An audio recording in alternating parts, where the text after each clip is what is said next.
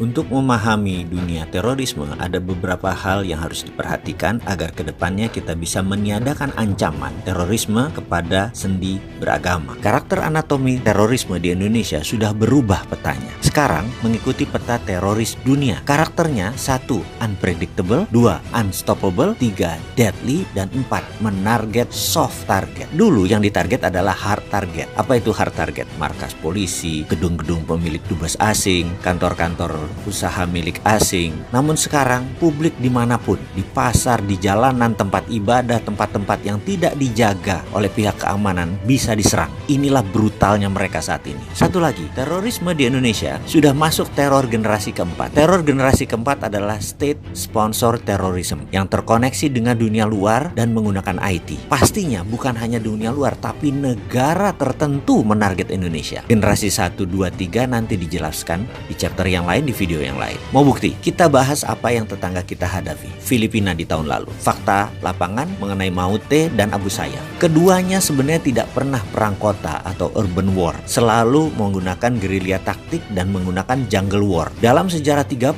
tahun rebelnya mereka itu. Tahu-tahu Maute sekarang serang terbuka di kota Marawi. Urban war, perang kota. Lah kok bisa? Ada 1000 tentara yang mendadak melakukan perang kota dan semuanya pengalaman lagi. Apa yang terjadi? Ternyata ini semua tentara impor. Ini semua mercenaries, tentara bayaran. Ini semua private army. Cara perangnya modern, taktik perangnya modern, senjatanya modern. Inilah yang disebut perang generasi keempat. Berbasis IT, berbasis sosmed, dan disponsori oleh sebuah negara. Bahkan tentara Filipina yang pada saat itu di lapangan lebih dari 10.000 pasukan tidak bisa menguasai Marawi. Bahkan hingga detik ini, casualties atau korban lebih banyak di pihak Filipina. Bahkan 15 pertama tentara Filipina yang mati semuanya di sniper. Mereka sangat spesifik sekali. Lalu bagaimana kalau itu masuk ke Indonesia? Indonesia masih melihat teror seperti kriminal berat dari kacamata pidana. Padahal di seluruh dunia terorisme itu masuk extraordinary crime. Harus pakai extraordinary measurement. Ukurannya harus extraordinary. Pakai extraordinary act dalam rule of engagement.